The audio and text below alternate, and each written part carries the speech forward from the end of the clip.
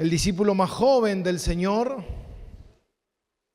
Juan, uno de los primeros discípulos del Señor, él y Andrés, que eran discípulos de Juan el Bautista. Amén.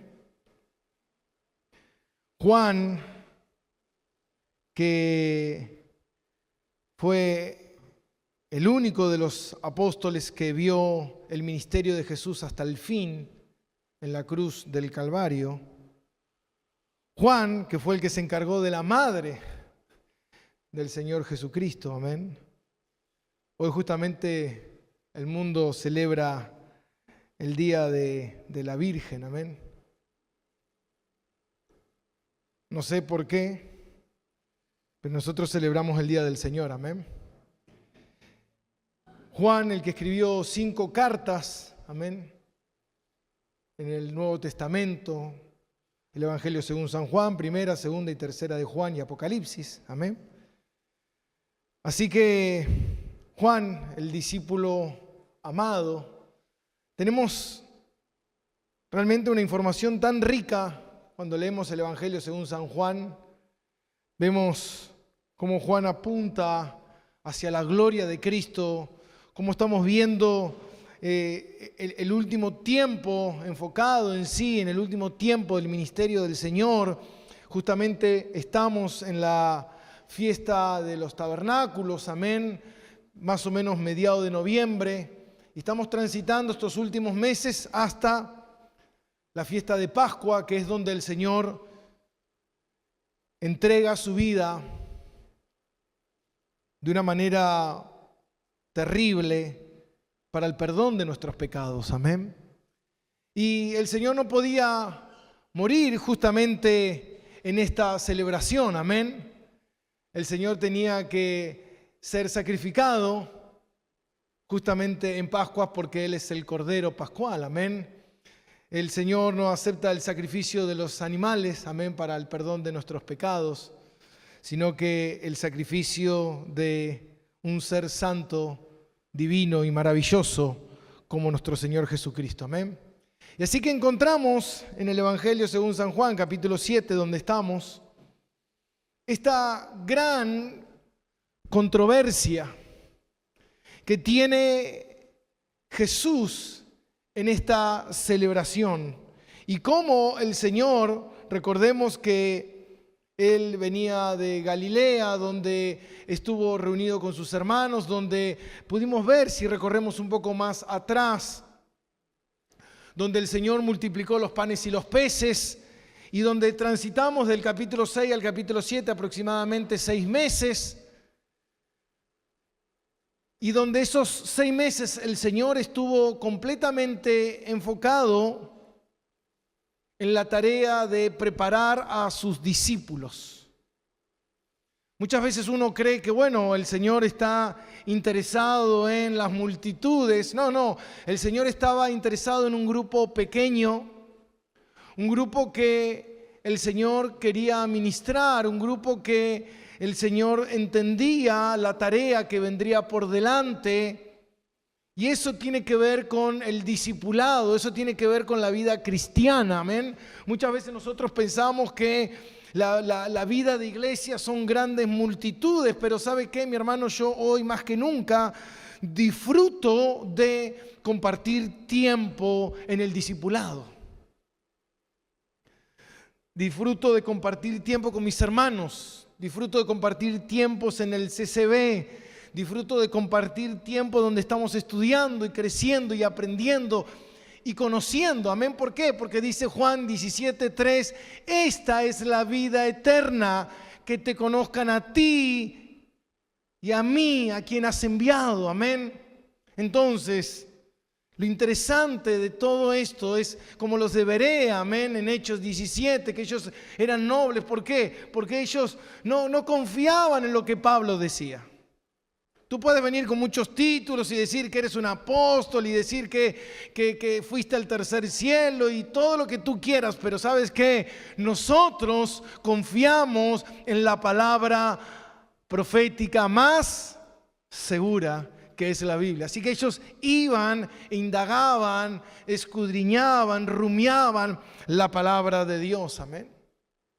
Y vemos cómo los hermanos de Jesús decían, pero si tú eres lo que tú dices que eres, sal al mundo y que el mundo pueda verte y que el mundo pueda disfrutar y pueda conocer y que todo el mundo sea revolucionado por lo que tú haces, los grandes milagros y las cosas extraordinarias. Recordemos que en ese momento cuando Jesús multiplicó los panes y los peces, después de ahí el Señor se fue a las regiones alejadas y a las fronteras, donde llevó a sus discípulos y donde el Señor visitaba diferentes aldeas, donde Él realizaba y donde Él ministraba a la gente.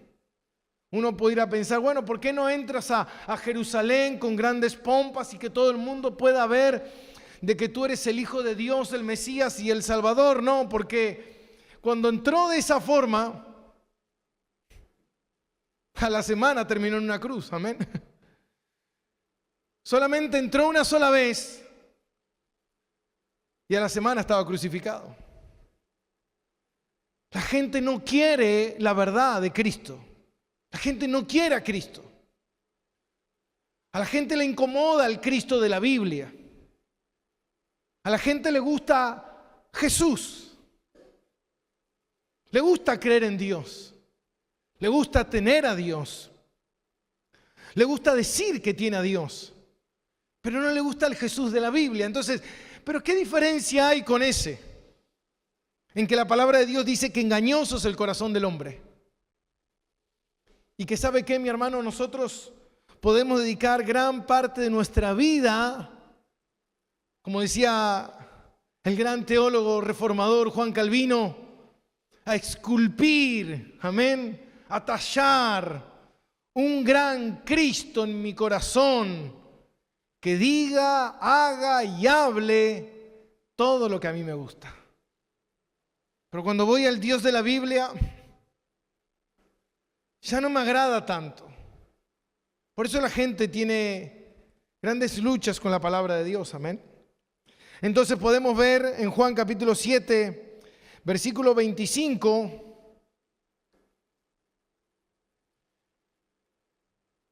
donde habíamos terminado la semana pasada, que el Señor dijo, no juzguéis según la apariencia, sino juzgad con justo juicio. Evalúen lo que yo estoy diciendo, si realmente esto viene de las Escrituras. Y decían entonces unos de Jerusalén, ¿no es este a quien buscan para matarle? Pues mira, habla públicamente y no le dicen nada. ¿Habrán reconocido en verdad los gobernantes que este es el Cristo? Pero sabemos de dónde es. Mas cuando venga el Cristo de verdad, nadie sabrá de dónde es. Jesús entonces, enseñando en el templo, alzó la voz y dijo, ¿a mí me conocéis? ¿Y sabéis de dónde sois? Y no he venido de mí mismo, pero el que me envió es verdadero, a quien vosotros no conocéis. Pero yo le conozco, porque de él procedo y él me envió. Entonces procuraban prenderle, pero ninguno le echó mano, porque aún no había llegado su hora. Y muchos de la multitud creyeron en él y decían, el Cristo cuando venga hará más señales que la que éste hace. Los fariseos, oyendo a la gente que murmuraban de él estas cosas, los principales sacerdotes y los fariseos enviaron a los alguaciles para que lo prendiesen.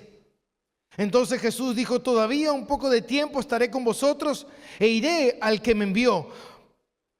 Mas buscaréis y no me hallaréis. A donde yo estaré, vosotros no podréis venir. Entonces los judíos dijeron entre sí, ¿a dónde se irá este? Que no le hallaremos. Se irá a los dispersos entre los griegos y enseñará a los griegos, que obviamente esto era un pecado. ¿Qué significa esto que dijo? Me buscaréis y no me hallaréis, y a donde yo estaré, vosotros no podréis venir. Oremos. Padre, te damos gracias, oh Dios, gracias en esta mañana, Señor, por permitirnos, oh Dios, estar aquí frente a tu palabra. para ser expuestos a la verdad de las Escrituras, oh Dios. Te pedimos, Señor, que nos hables, que nos ministres, que abras nuestro corazón, nuestro entendimiento. Señor, que perdones nuestros pecados, oh Dios, y que en esta mañana podamos disfrutar de tener comunión contigo, oh Dios, mientras estamos oyendo tu voz, tu palabra predicada, oh Dios. Señor, te rogamos que uses al predicador, Señor, un hombre caído, un pecador, Señor, pero que él no tiene poder.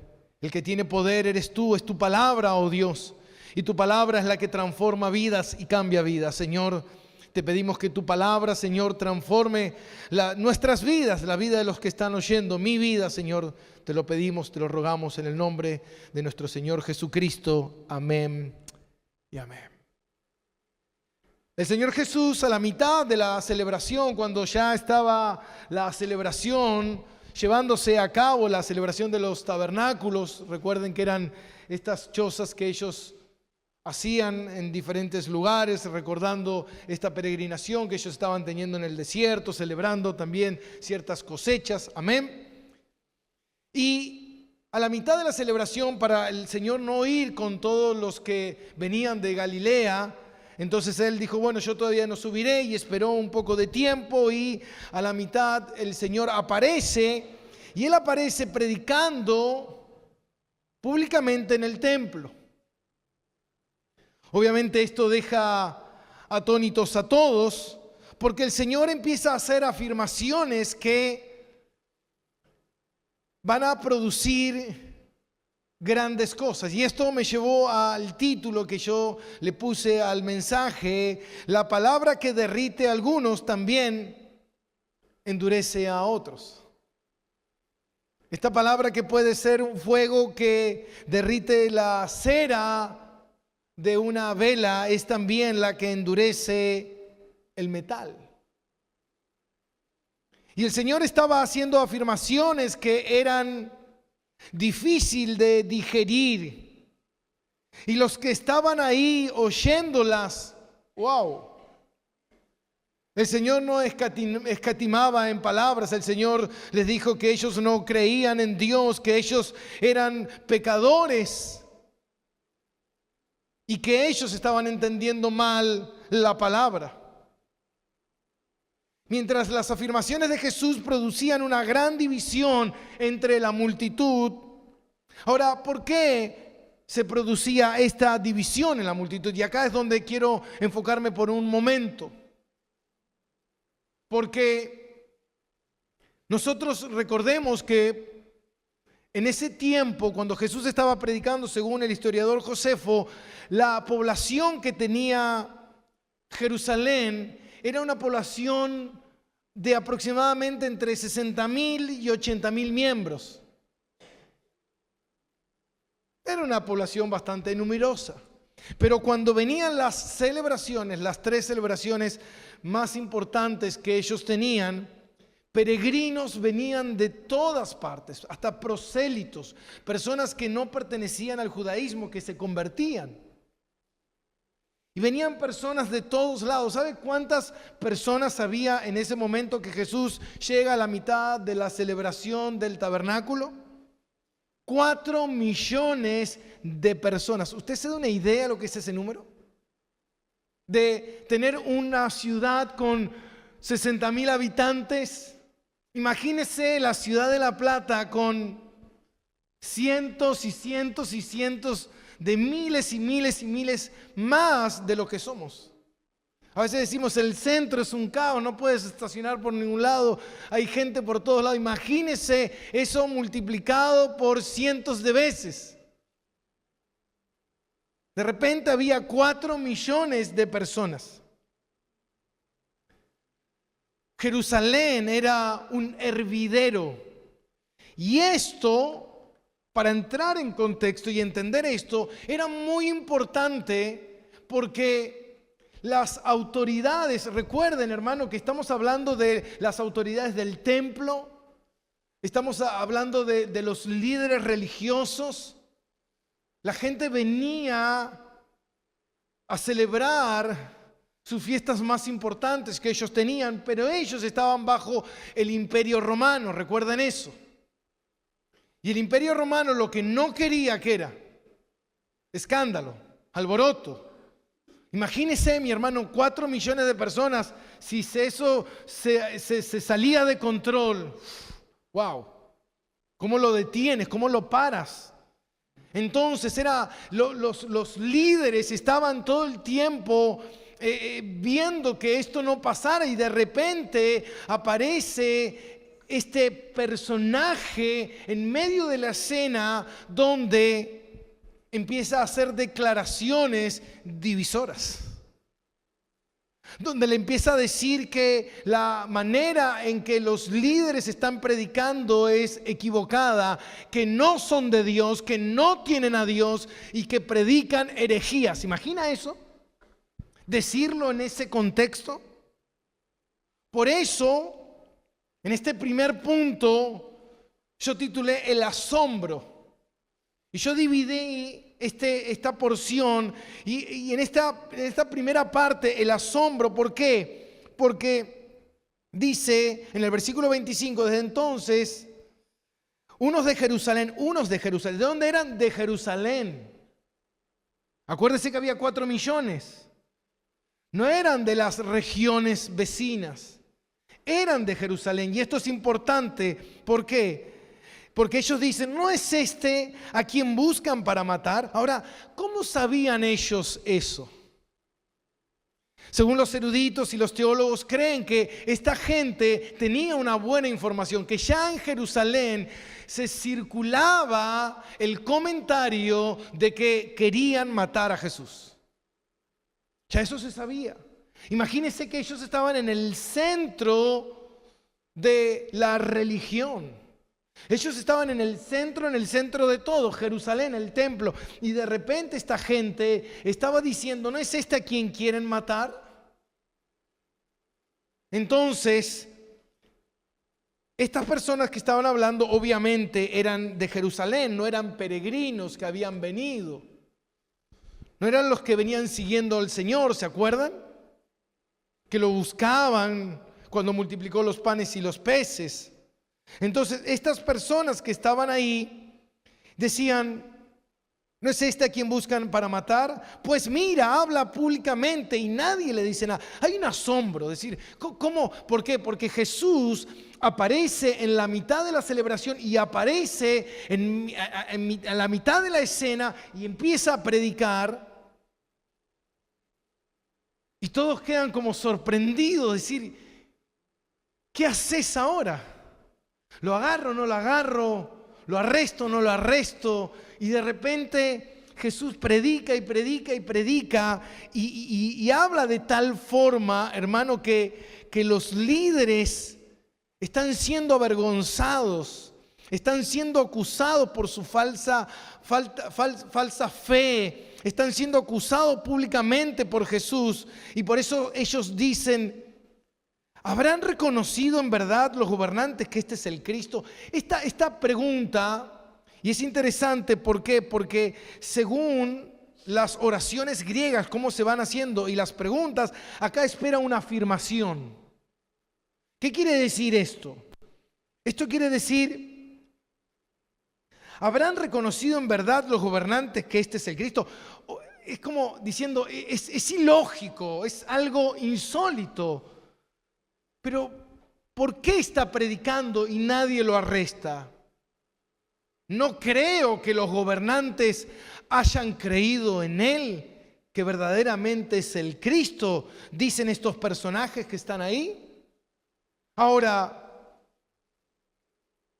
y en el versículo 27 dice, pero sabemos, ellos, a pesar de ver a Jesús predicando y que nadie esté haciendo algo, ellos ya tenían una respuesta. Por más que vieron a Jesús predicar, por más que vieron que Jesús estaba denunciando a las autoridades, la pregunta es ¿por qué no había sido arrestado instantáneamente? Obviamente, seguramente porque los líderes estaban buscando hacerlo en secreto. Lo mismo ocurrió en Pascua cuando lo fueron a buscar al Monte de los Olivos. Hacerlo en secreto, hacerlo de noche, no levantar el avispero, que esto no genere una revuelta. Pero ellos dicen, ¿será que lo habrán aceptado? Esta es una oración gramatical griega que espera una respuesta negativa, como diciendo, es imposible, esto no va a ocurrir. Pero nosotros, aunque Cristo esté predicando, nosotros ya tenemos una respuesta de quién es Jesús. Y acá viene mi segundo punto. ¿Y tú? ¿Quién dices que es Jesús? Porque ellos ya tenían una respuesta en su corazón. Y esto se lo conoce como silogismo. ¿Qué es el silogismo? Es un argumento que te lleva a una conclusión. Es llegar a una conclusión de algo. Nosotros todo el tiempo estamos llegando a conclusiones, a silogismos todo el tiempo. Aquel es un estafador. Aquel es un pecador. Este es esto, este es aquello, este es así, todo el tiempo. Por eso el Señor dijo, juzgad con justo juicio. Estas personas habían llegado a este silogismo por dos premisas y una conclusión. Ahora, ¿cuáles eran las premisas que ellos tenían para llegar a una conclusión? Dice, nosotros sabemos de dónde es la primera. Y la segunda, cuando venga el Cristo, nadie sabrá de dónde viene. Ellos tenían dos premisas, entonces por lógica te lleva a una solución, a una conclusión. ¿Cuál es la conclusión? Primero, ellos están diciendo, nosotros sabemos de dónde este que está predicando es, y la palabra de Dios dice que cuando venga el Mesías no sabremos. Por ende, entonces, este que está acá es un estafador, es un charlatán y está engañando a la gente. ¿Se entiende? Dos premisas, una conclusión. Ahora, ellos llegaron a ese silogismo, ¿por qué? Porque engañoso es el corazón del hombre. Y eso es lo peligroso. Ellos llegan a una conclusión lógica con evidencias de un corazón pecaminoso. Esta información que ellos tenían venía combinada de una mala información y de leyendas. Ahí está el tema. Ellos venían de una mala información y de leyenda. Digo, ¿cuántas veces a nosotros nos habrá pasado el silogismo, ¿no? Que hemos sacado conclusiones erradas, ¿no? De gente, de personas. Este para mí es así y después te confundiste y dijiste. Pero el solo hecho de portación de cara, ¿o no?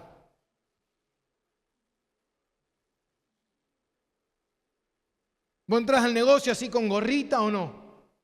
Yo muchas veces ando dando de gorrita dentro de algún lado y ya todos mirándose.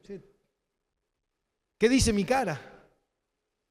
Ahora, ellos tenían una mala información y leyendas, que eran leyendas populares, que eran de malas interpretaciones bíblicas. Y una viene de Malaquías 3:1, que dice que vendrá súbitamente al templo y nadie sabrá de dónde viene. Y otra era de Isaías 53:8. ¿Quién conocerá?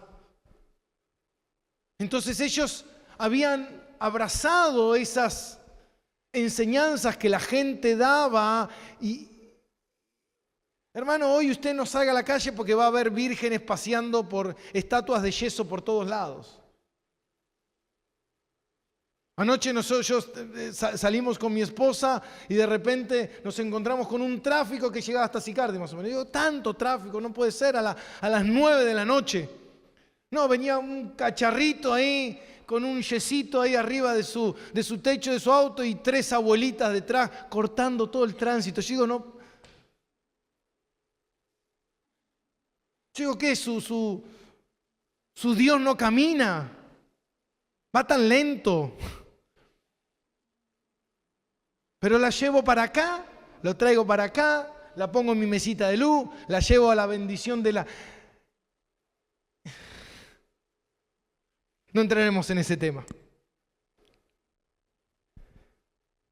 Pero muchas veces las leyendas, las malas enseñanzas, las costumbres, las tradiciones, amén, son las que nos llevan a formarnos una idea.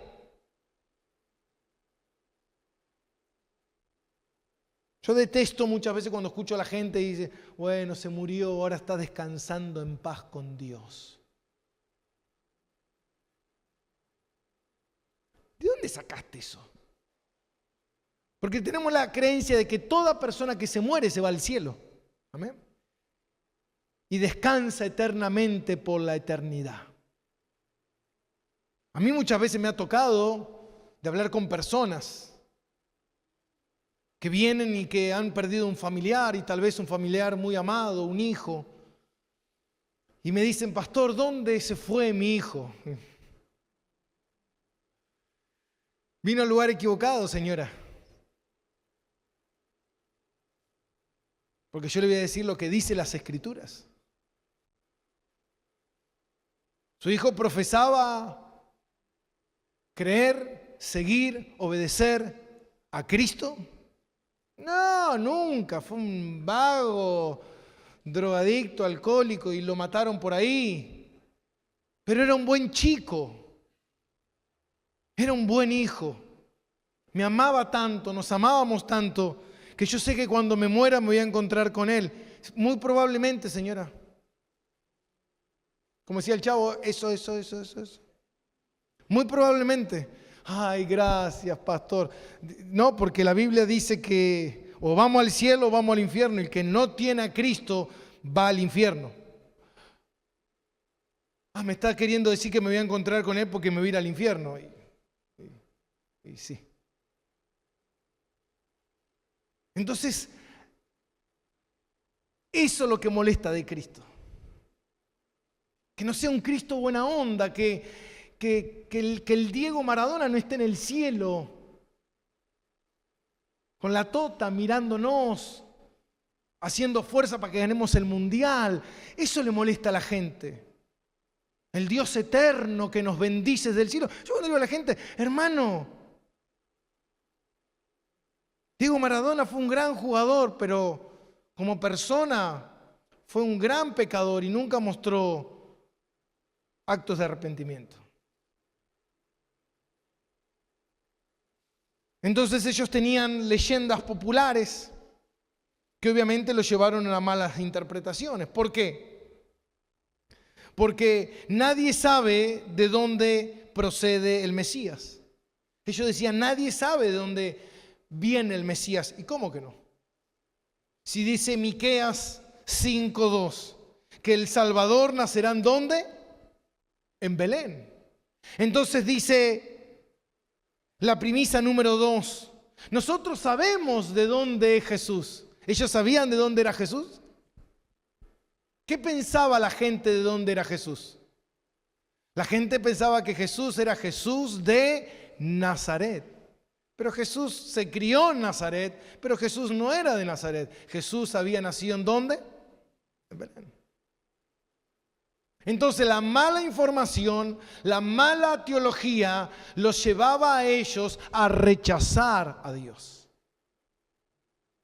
No, Dios no existe. ¿Por qué? Porque el filósofo o el científico o la evolución o lo que dice el otro. Entonces ahí donde nosotros vamos tomando todo eso para justificar lo que yo quiero en realidad. ¿Qué es lo que yo quiero? Yo no quiero rendirme a Dios. La Biblia dice que no hay ni uno solo que quiera buscar a Dios. Bueno, es porque no pueden buscar a Dios. No pueden y tampoco quieren. El deseo de su corazón es, dice la palabra, que no haya Dios. Porque si no hay Dios, ¿quién gobierna? Mi vida, es mi decisión, es mi cuerpo. Yo hago lo que quiero. Yo me merezco ser feliz, ser amado, ser querido. Yo me merezco vivir bien. Vos no te mereces nada, basura. Vos te mereces el infierno entero por todos tus pecados. Ahora, y cuando recibimos algo, yo esto me lo gané. No, mi hermano, lo recibiste por algo que se llama gracia. No, pero yo no creo en Dios. Lo recibiste por, ¿sabes lo que se llama eso? Providencia. Gracia común se llama eso. El mundo entero hoy en día está viviendo la gracia común. Decía un gran teólogo, decía, para muchos este será su cielo. Porque lo mejor de su vida lo vivirán ahora, hasta que se termine. Cuando se termine, dice la palabra de Dios que viene el tormento eterno. Para otros, este será su único infierno. Vieron que hay muchos que dicen, ay pastor, mi vida es muy pesada, tantas luchas, tranquilo que estás viviendo en el infierno. Pero es corto, es breve, dice la palabra. Estas leves tribulación son momentáneas solamente, porque después viene el cielo eterno para tu vida. Eso se llama gracia común, mi hermano. El de afuera disfruta, amén. El corrupto, el asesino, el violador, la persona dañina, mala, disfruta, prospera, crece, avanza, se ríe de vos y te dice, mira este tonto va a la iglesia los domingos a perder su tiempo. ¿Estás seguro? Hermano, yo hace 20 años que estoy perdiendo mi tiempo acá todos los domingos, pero ¿sabe qué? No encuentro otra razón. Al contrario, quiero seguir perdiendo mi tiempo porque no encuentro manera de no creer en el Dios de la Biblia. No hay forma. Dios es profundamente claro. Hoy le contaba a los hermanos mi oración de este domingo a la mañana y mientras estaba orando yo le decía al Señor, yo no sé por qué razón, Señor, tú me escogiste. No sé por qué, oh Dios. Pero tal vez por la razón de que querías que yo conociera tu amor, que conociera tu gracia, que conociera al Dios que salva y Dios que perdona. Si es por esa razón, seguramente soy salvo. Porque la única forma de ver de que soy un pecador y que Cristo es mi Salvador es que sea salvo. Si no sos salvo, eso no lo vas a ver. Jesús les estaba diciendo, ustedes son pecadores. Y ellos decían, no, nosotros no somos pecadores. ¿Por qué? Porque ustedes no conocen a aquel que me envió. Si conocieran a aquel que me envió, también me conocerían a mí. Entonces Jesús, enseñando en el templo, alzó la voz para que todos escucharan, porque estaban estos grupos ahí hablando. A mí me conocéis y sabéis de dónde sois, que era obviamente irónico en este sentido. Yo no he venido de mí mismo, pero el que me envió es verdadero, a quien vosotros no conocéis. Él es la verdad y ustedes no están en la verdad porque ustedes no lo conocen. Ustedes no conocen a quien me envió, pero yo lo conozco porque de él procedo y él me envió. Entonces procuraban prenderle, pero ninguno le echó mano porque aún no había llegado su hora. Ahora, mi hermano, estas declaraciones eran declaraciones muy fuertes para estas personas. ¿Por qué? Porque él estaba diciendo, ustedes, escuche esto, ustedes creen en un error, creen en cosas falsas. Porque si ustedes no creen en mí, entonces ustedes no creen en el que me envió. Y ustedes dicen que creen en el que me envió, pero que no me envió y que yo no procedo de él. Entonces, todo lo que ustedes están creyendo es mentira. Esto era algo devastador. Esto era confrontativo. Estos líderes, mi hermano, habían dedicado su vida entera al Antiguo Testamento. Ellos habían dedicado su vida entera a la Biblia. Y uno dice, pero dedicaron su vida entera a la Biblia. Sí, pero para torcer la Biblia, para justificar sus pecados. Ellos no querían la Biblia para encontrar a Dios. Ellos querían la Biblia para diseñar un Dios. Y ese es el punto. Muchos usan la Biblia, hermano, para justificar sus pecados. Muchos usan la Biblia para justificar sus fechorías. Muchos usan la Biblia para justificarse de que son creyentes. Pero no usan la Biblia ¿para qué? Para buscarle a Él. Ellos no buscaban a Dios. Ellos usaban la Biblia para armarse una falsa creencia. Mire lo que dice Filipenses capítulo 3. El apóstol Pablo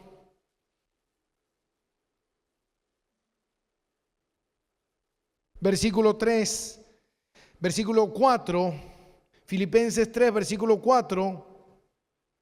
Aunque yo tengo también de qué confiar en la carne, y si alguno piensa que tiene de qué confiar en la carne, yo más, dice Pablo.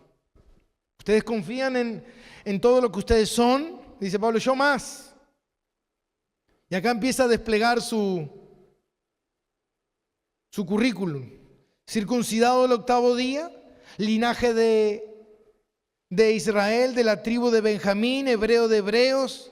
En cuanto a la ley, fariseo. En cuanto al celo, perseguidor de la iglesia. En cuanto a la justicia que es en la ley, irreprensible.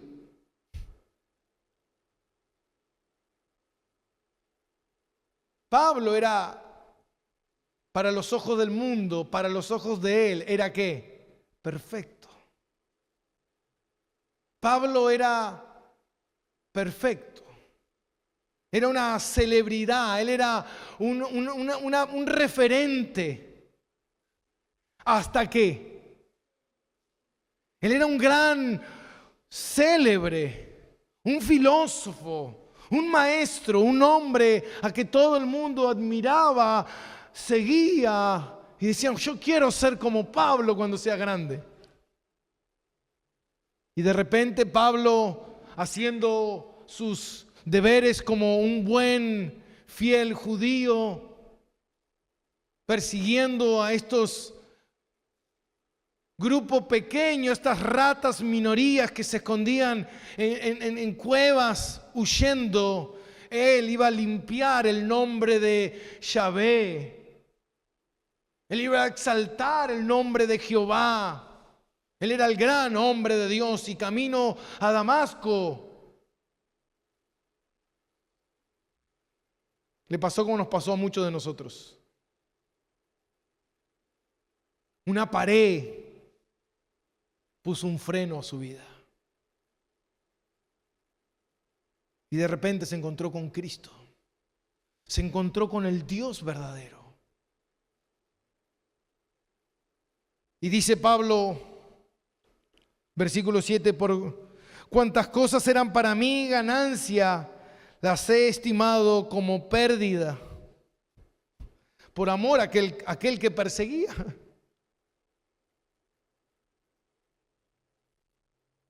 Ciertamente aún estimo todas las cosas como pérdida, por la excelencia del conocimiento de Cristo Jesús, mi Señor. A ese que él perseguía, ahora era ¿qué era? Su Señor. ¿Cómo termina Pablo en Jerusalén? Arrestado, apelando al César, que allá fue a parar, a Roma. El gran célebre de tenerlo todo, de tener el mundo a sus pies. Cuando se encontró con Cristo, no tuvo más nada. Lo perdió todo. Pero dice Pablo, es todo basura en realidad. No sirve de nada. Porque realmente lo único que sirve es tener a Jesús, el amor de mi vida. Hermano, eso sí que es una conversión, amén. Eso sí que es un vuelco de 180 grados. Eso sí es sacar a un muerto y verdaderamente llevarlo a la vida. El Señor predicaba y dice que no lo pudieron arrestar. ¿Por qué? Porque todavía no se había cumplido el calendario. El calendario se estaba llevando a cabo y ellos no pudieron arrestarlo. Sabemos tiempo después qué pasa cuando mandan a la guardia del templo a arrestarlo, que eso lo veremos la semana que viene. Amén. Eso está en el versículo 45 en adelante. Y le preguntan los fariseos, ¿y lo trajeron? Jamás hemos oído a alguien hablar de esta manera, decían ellos. Los líderes dicen, ¿a ustedes también los convenció?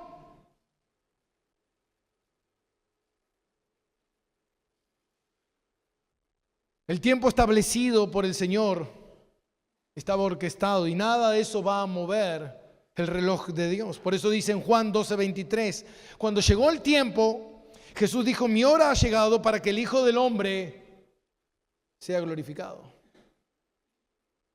Cuando llegó el tiempo, dijo, ahora es el momento. Ahora Jesús estaba ahí predicando, no lo podían arrestar. ¿Por qué? Porque las aguas estaban divididas. Ahora la pregunta es, ¿por qué Jesús cuando estaba predicando, por qué la gente no se convencían todos escuchando el mensaje del Dios encarnado? Porque Jesús dice en Mateo 10, versículo 34 al 39, esto es difícil. Jesús causa división. Dice, no penséis que he venido para traer paz a la tierra. Ya ahí ya estamos mal. Porque nosotros queremos un Dios de paz. Queremos vivir en paz en la tierra. Yo vengo a ser cristiano para estar en paz. La palabra de Dios dice que el que quiera vivir piadosamente, sepa que no tendrá paz. Porque es una cuestión lógica, amén. Tenemos una premisa, que a él lo aborrecieron, que el mundo no lo ama, que no es del mundo, y todos los que son de él viven en este mundo, pero no son de este mundo, entonces son contrarios a este mundo. Entonces este mundo no va a estar a favor tuyo. Este mundo constantemente va a estar en contra tuya. Dice, no he venido a traer paz a la tierra, no he venido para traer paz, sino que espada. Porque he venido para poner en disensión, esto es en conflicto. He venido a poner en conflicto al hombre contra su padre, a la hija contra su madre, a la nuera contra su suegra. Bueno, eso pasa muy comúnmente. Dice, y los enemigos del hombre serán los de su propia casa. El que ama a su padre o a su madre más que a mí no es digno de mí. El que ama a su hijo o a su hija más que a mí, no es digno de mí. El que no toma su cruz y sigue en pos de mí, no es digno de mí. El que halla, encuentra. Su vida la perderá. Pero el que pierda su vida a causa de mí, o por esta causa, la hallará. Hermano, predica esto. Predica esto en tu trabajo. Predícale esto a tus vecinos. Predica esto. Si eres valiente. A ver qué te pasa. Dile, mi Dios no vino a traer paz, sino a traer división, decirle.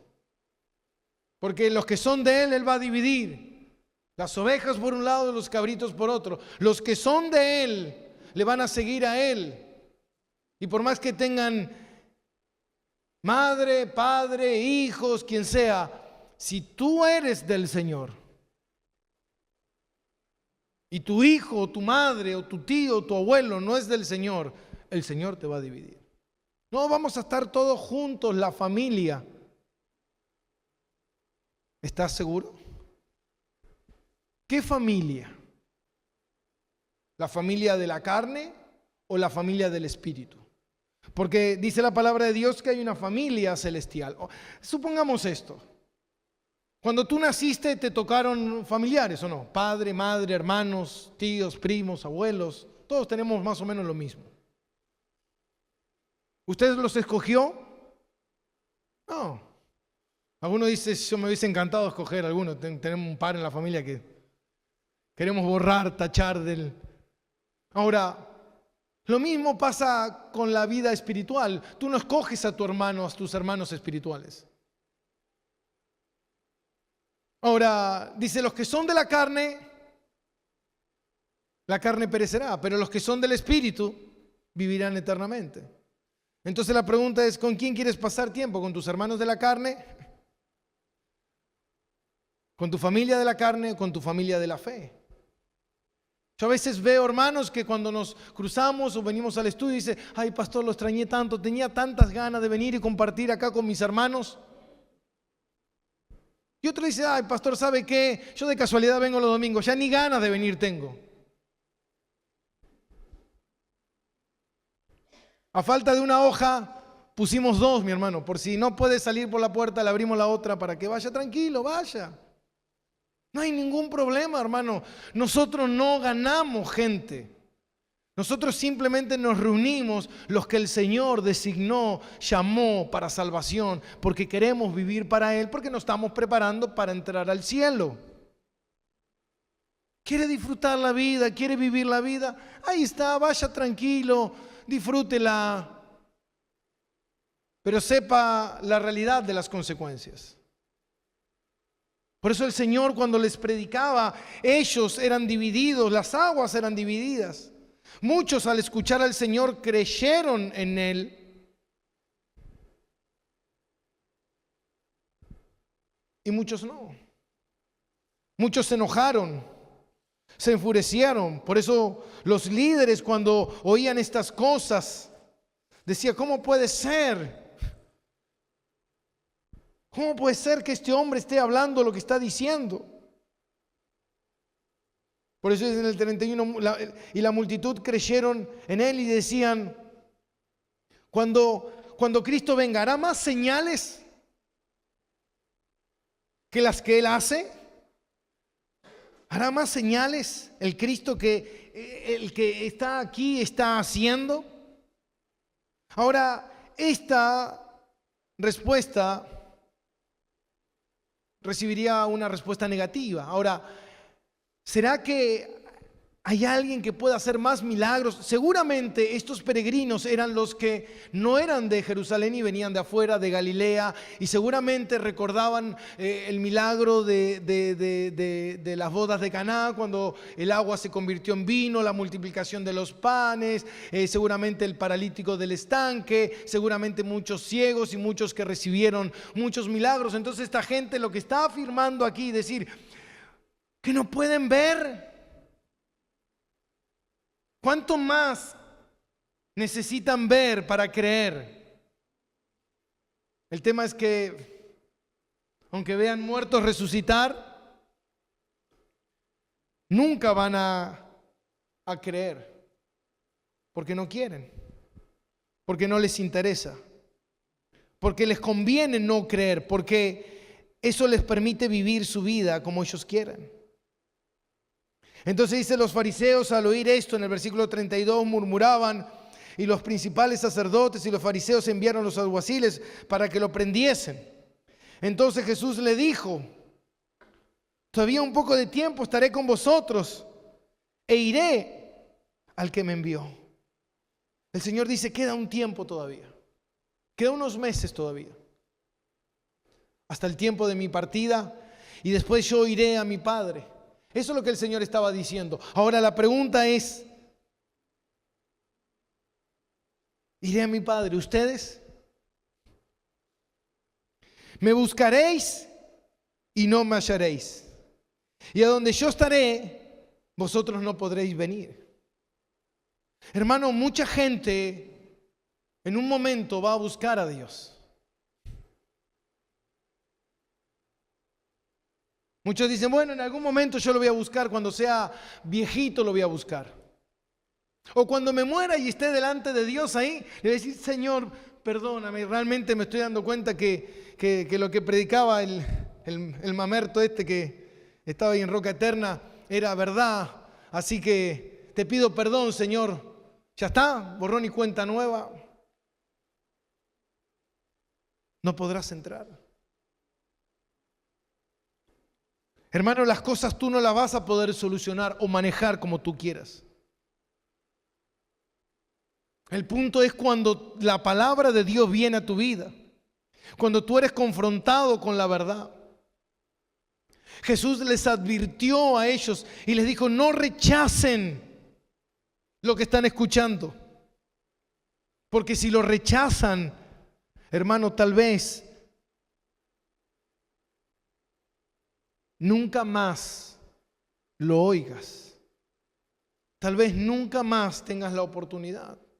Tal vez nunca más te levantes. Tal vez hoy sea tu último día y tú ni siquiera lo sabes. La gente dice, no, pastor, yo voy a vivir hasta los 80 años, tengo una salud de fierro. Mi mamá, mi papá, mi abuelo vivió como hasta los 110 años, así que imagínense que yo voy a vivir un montón. ¿Estás seguro?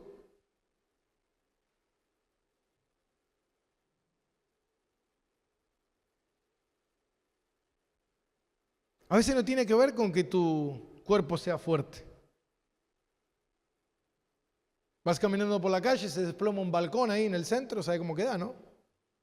Figurita pegada en el asfalto.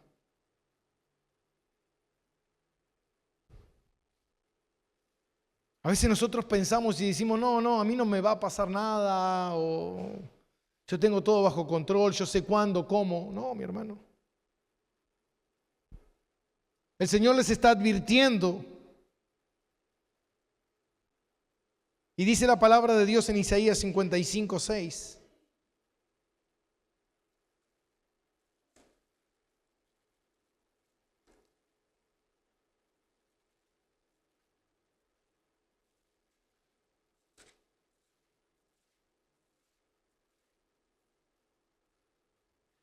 Buscad a Jehová mientras pueda ser hallado. Llamadle en tanto que está cercano. Deje el impío su camino y el hombre inicuo sus pensamientos, y vuélvase a Jehová, el cual tendrá de él misericordia. Amén. Al Dios nuestro, el cual será amplio en perdonar. Dice la palabra de Dios en Hebreos 4:7, que hay un día, ¿no?, determinado. Tal vez hoy, dice Hebreos, si oyeres hoy su voz, no endurezcas tu corazón. Y por último, el Señor lo dijo en Juan 6:37. El que viene a mí, ¿qué dice el Señor? no lo echo fuera. El Señor les estaba dando, ¿qué, mi hermano? La oportunidad. Los estaba llamando al arrepentimiento. Los estaba llamando a la reflexión. Los estaba llamando a que reflexionaran sobre sus vidas. A que analizaran si verdaderamente lo que realmente tienen en su corazón es a Cristo reinando. Es a Cristo gobernando. ¿Es Jesús verdaderamente el Señor de tu vida? ¿Realmente anhelas conocerle? ¿Anhelas buscarle? ¿Anhelas tener una relación con Dios? ¿O no? ¿Cuáles son las motivaciones de tu corazón? Ellos querían ir a la celebración de Jerusalén simplemente por un ritual, por una tradición, diciendo, si hago esto, póneme una música, Jesús. Si hago esto, ¿sabes qué? Ya estoy bien con Dios. Porque a mí me dijeron que si yo voy caminando a Luján, ya está. Si yo tengo la virgencita, o si yo tengo esto, o si yo hago lo otro, o si yo voy de vez en cuando los domingos a la iglesia, ya está. Ya está todo bien.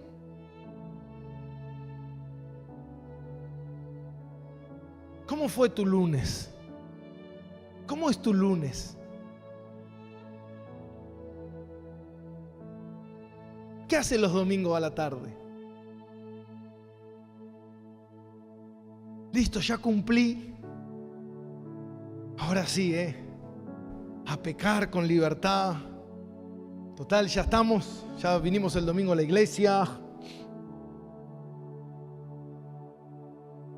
¿Qué pasa por tu vida? ¿Qué mueve tu corazón? ¿Tu comida y tu bebida es hacer la voluntad de Dios?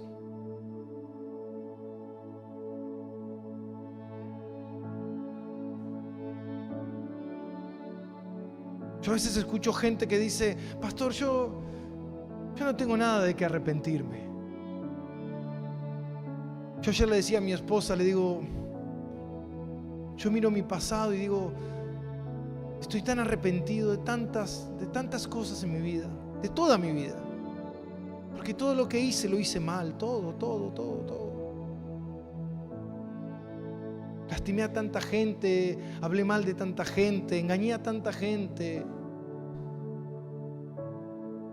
No me importaba la gente.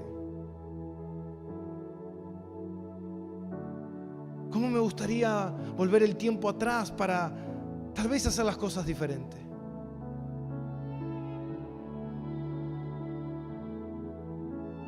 Pero le decía al Señor, Señor, gracias por salvarme. Gracias por salvarme de todos mis pecados, pasado, presente, porque sigo siendo un desastre y en el futuro seguiré siendo un desastre. Señor, yo intento, pero soy una basura. Intento de tener mi mente en Cristo. Y de repente paso por un local de ropa y pasan un tema de Duki y ya empiezo a cantar. Y digo, no. La carne se va constantemente. Yo la traigo de nuevo y le digo acá. Porque ¿sabes qué, mi hermano? La carne nunca va a querer ser regenerada. Nunca. La carne nunca va a creer en Dios. La carne nunca va a aceptar a Jesús. Por eso la carne va a morir. Pero no dejes que tu carne te gobierne. No dejes que tu carne te lleve.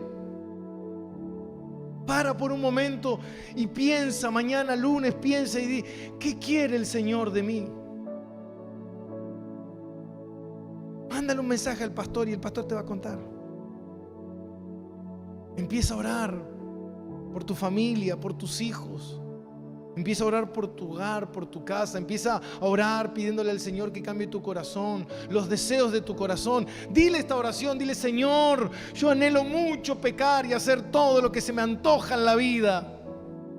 Tengo unas ganas de cumplir todos mis sueños, de ir por todos lados y hacer lo que yo tenga ganas y ser una paloma libre. Pero Señor, no lo permitas.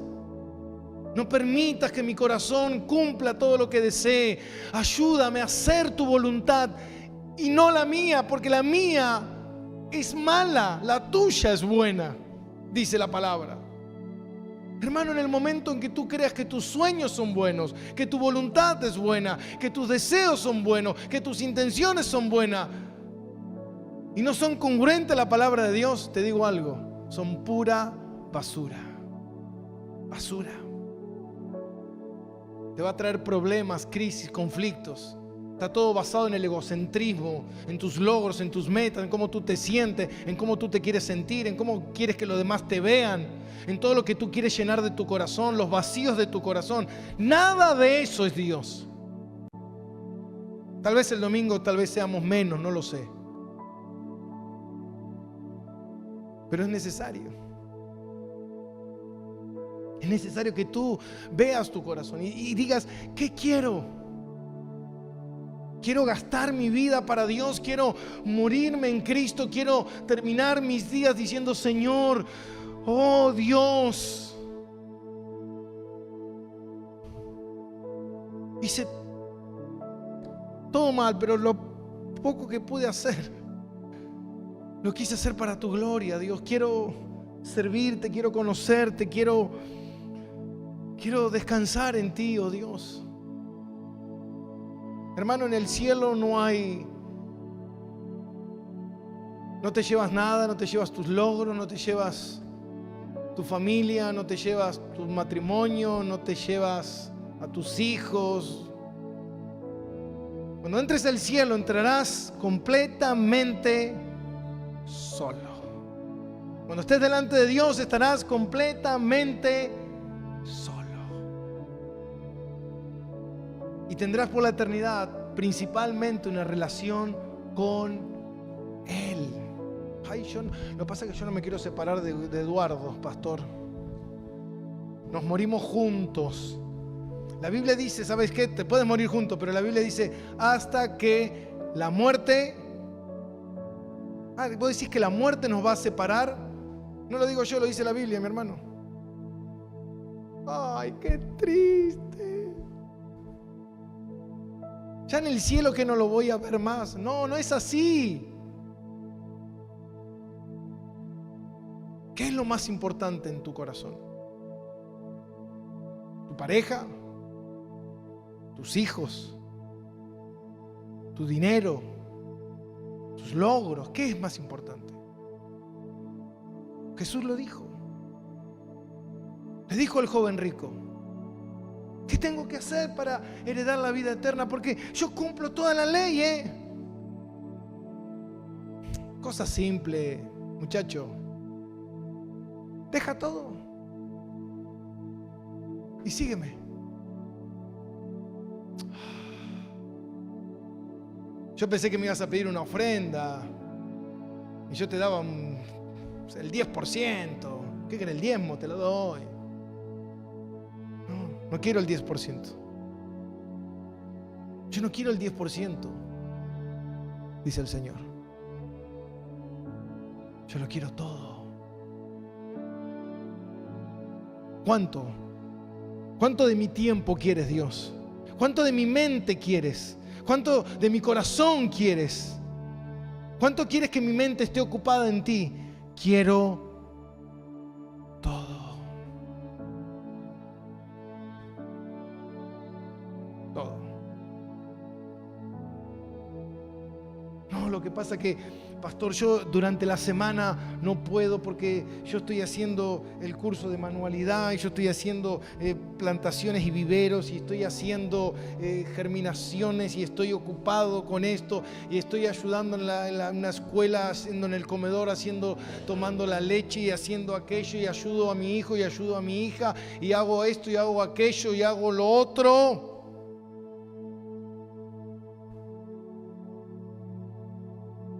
Porque todo eso es un bien para la humanidad. Todo eso es basura. Todo eso es afán de tu carne para intentar llenarte y decir, wow, ¿cuánto hago? ¿Qué quiere Dios? ¿Que no haga nada? Exactamente. Que te ocupes de Él. Que la prioridad número 1 sea Dios en tu vida. Ay, pastor, ¿y qué? ¿No limpio la casa? Nadie dice que no limpie la casa. No, pero bueno, pero si yo estoy salvando al mundo, no salves al mundo, porque Dios no lo va a salvar, Dios lo va a destruir. No, pero no. Pon tus cosas en orden en tu vida. Dios primeramente sobre todas las cosas de tu vida. Segundo, tu matrimonio. Tu matrimonio. Tercero, tus hijos. Cuarto, tu iglesia. Quinto, tu trabajo. Sexto, tus hermanos. Séptimo, el prójimo. Octavo, los perros. Noveno, tus sueños, tu pasatiempo. Cuando te ocupes todo eso, ocúpate de eso. Si yo no voy a jugar a la pelota, necesito mi espacio, pastor. Necesito mi tiempo. Yo tengo que hacer mis cosas también. Cosas. La Biblia dice que tú eres un dulos, un esclavo. Miren películas de esclavos.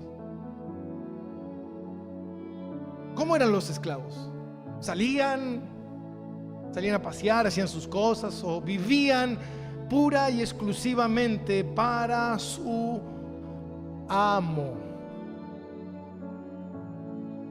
Pero hay cosas que hacer en la vida. No, mi hermano, la vida hay una sola cosa para hacer y se llama Jesucristo. Jesús dijo, yo soy el camino, la verdad y la vida.